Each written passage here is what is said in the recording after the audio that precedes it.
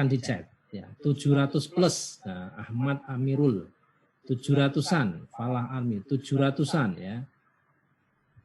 Ini bukan harga sosis ya, 500-an gitu katanya. 714 ya. 718-an. Wah, luar biasa. Wih, banyak Kak, 700 lebih, 700 800. Oke ya. Hampir tepat semuanya ya, 1000-an. Wow. Ya. Ya, menurut penelitian ya, saya buka lagi.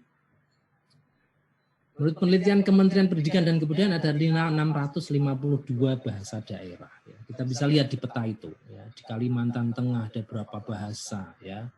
Di Riau 1 bahasa, Sumatera Barat 3 bahasa, Aceh 7 bahasa, Papua Barat ya 94 bahasa, Papua sini 290 bahasa. Ini luar biasa ini ya. Ini kekayaan yang luar biasa ya. Kekayaan budaya yang luar biasa. Kita punya bahasa nasional, bahasa Indonesia, tapi pada saat bersamaan kita juga harus menjaga ya nilai-nilai warisan budaya ini. Jangan sampai bahasa-bahasa lokal ini menjadi punah. Bisa loh punah ya, sama seperti manusia bahasa itu. Kalau penuturnya nggak ada, ya lama-lama punah ya. Seperti bahasa Kawi ya di Jawa dulu, dan jadi bahasa banyak orang, tapi kemudian menyusut menjadi bahasa pendeta, dan kemudian ketika pendetanya sudah pada meninggal, nggak bisa. Atau sama seperti bahasa Sanskrit, Sanskerta dulu bahasa utama, kemudian hanya menjadi bahasa agama, kemudian tokoh agama hilang, Sanskritnya jadi hilang semua. Ya, jangan sampai kekayaan budaya seperti ini akan hilang. Bisa terjadi kalau kita tidak membudayakannya. Nah, Pancasila menjadi sangat penting karena kita punya 3 misi Indonesia, ya 3 misi utama. Ya. Misi utama itu apa? Misi statis. Ya. Statis itu maksudnya misi yang harus kita lakukan terus-menerus ya. Ya ajak ya, tidak berubah.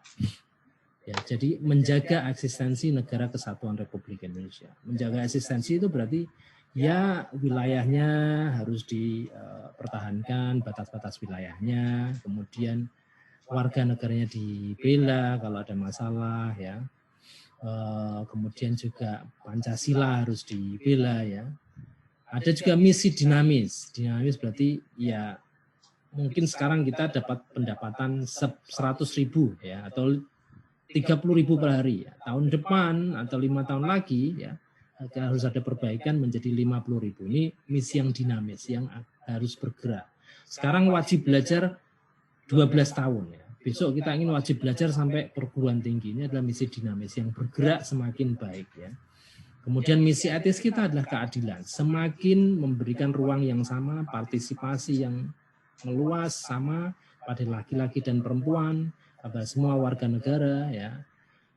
Kalau Bapak Kepala BPIP Republik Indonesia, Prof. Yudian Wahyudi selalu bilang, kita warga negara ini memiliki hak konstitusional yang sama untuk menjadi presiden. Ya. Jadi siapa tahu di antara adik-adik ini, 50 orang ini suatu saat akan menjadi presiden. Ya. Karena secara konstitusional, kawan-kawan, adik-adik ini amin, amin ya rabbal alamin. Amin. Ya, semoga juga berkembang ya kemampuan adik-adik. Nah, Pancasila itu ya tidak ada niat dari BPIP atau para pendukung Pancasila untuk membenturkan agama dengan Pancasila. Itu keliru ya. Ya, karena kita yakin bahwa Pancasila adalah prinsip yang Qur'ani. Ya. Pancasila itu memiliki prinsip-prinsip ya dibangun di atas prinsip-prinsip Islami, Qur'ani. Ya. Apa saja kira-kira ya? Kita tahu ketuhanan berarti ketakwaan pada Tuhan Yang Maha Esa. Ya. Prinsip keadilan ya, kita tahu keadilan sosial bagi seluruh Indonesia. Keadilan itu seperti tadi ya, egalitarian itu menjadi prinsip moderasi beragama. Ya. Kemudian juga ridho Allah fi ridhon nas. Ya. Kita tahu bahwa Tuhan hanya akan memberikan ridho, ya, restunya hanya kalau manusia juga memberikan restu. Jadi jangan bayangkan bahwa kalau kita tidak perlu ridho manusia. Ya. Jadi kalau kita ingin melakukan sesuatu yang baik, ya kita harus mendapatkan persetujuan dari sesama manusia, sesama warga negara. Ya. Karena ridho Allah fi ridhon nas. Ada prinsip persatuan, ukhuwah Islamiyah, tidak hanya ukhuwah Islamiyah saja sesama Muslim, tapi juga ukhuwah watoniyah, ya. Persaudaraan sesama bangsa. Ya. Dan ada juga prinsip musyawarah, ya. Di Pancasila juga ada prinsip musyawarah. Ini semua prinsip Qurani, ya. Jadi Pancasila tidak bertentangan dengan agama. Nah, Pancasila, ya,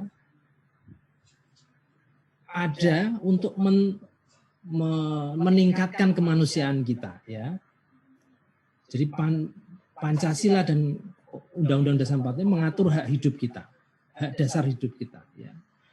Kita berhak atas sandang pangan, kecukupan, ya, makan pangan, kita berhak pendidikan, ya, 20% anggaran harus ke pendidikan.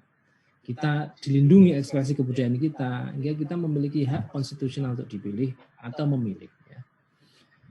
Tak hanya mengakui hak individu, Pancasila juga menekankan hak kelompok dan relasi antar manusia. Ya. Pancasila menekankan manusia yang berkualitas, berbudaya, memahami aturan demokrasi, mengemukakan pendapat, menyelesaikan persoalan, punya kepekaan sosial. Ya. Ini artinya Pancasila itu meningkatkan derajat kemanusiaan kita. Ya. Pancasila tidak hanya ingin kita manusia biologis saja, manusia yang hanya butuhnya makan dan minum, tidak. Pancasila ingin meningkatkan kualitas kita dari manusia biologis yang hanya kebutuhannya makan minum, menjadi manusia yang punya kepekaan sosial, ya. Manusia yang peduli sesamanya, ya. Ini yang kita sebut insan, ya. Menuju manusia yang punya kapasitas kepemimpinan, ya. Menjadi khalifah, menjadi pemimpin, manusia yang punya aksi, punya prinsip untuk menciptakan perubahan sosial. Ya. Perubahan sosialnya itu apa, ya? Kesetaraan, keadilan sosial, ya. Mampu menciptakan persatuan. Ini, ya, ini yang kita sebut sebagai Pancasila sebagai nilai yang meningkatkan kualitas kita sebagai manusia. Tidak hanya manusia biologis, ya, tapi menjadi manusia yang punya kepekaan sosial, insan, tapi juga menjadi khalifah. Nah, pendidikan menjadi sarana atau loncatan penting. Ya. Tanpa kelompok terdidik tidak akan terjadi kemerdekaan. Ya. Dulu ada, saya kira mungkin adik-adik tahu kalau sejarah ada politik etis. Ya. Jadi Belanda karena ada rasa bersalah atas penindasan di masa sebelumnya, dia kasih kesempatan itu. Irigasi, edukasi, yang satu apa, demokrasi. Apa. Nah, bentuk dari edukasi itu memberi kesempatan pada elit politik untuk mengenyam pendidikan. Dan itu yang kemudian membuat kemerdekaan Indonesia menjadi mungkin. Nah, kita yang punya akses pada pendidikan juga harusnya menjadi elit sosial yang bisa menciptakan perubahan. Sama seperti Soekarno di masa lalu, sama seperti Hatta di masa lalu, sama seperti tokoh-tokoh nasional yang pernah mendapatkan akses yang luar biasa pada pendidikan. Ini kesempatan kita untuk menciptakan perubahan sosial. Ya. Nah, adik-adik semua ya memiliki ya, keistimewaan tadi, akses pada pendidikan, ya, dan oleh karenanya keistimewaan itu harus kita manfaatkan untuk bela negara. Ya. Bela negara itu kewajiban semua orang, bukan hanya kewajiban TNI, bukan hanya kewajiban polisi, ya, bukan hanya kewajiban pemerintah, tapi menjadi kewajiban semua warga negara. Kita harus bahu-membahu membela negara, membela Pancasila sebagai ijma konsensus bersama dari para pemimpin bangsa kita. Saya kira mungkin itu Kak Anis, saya mungkin kita bisa tanya jawab ya supaya lebih interaktif. Begitu saya akhiri dulu ya. Assalamualaikum warahmatullahi wabarakatuh.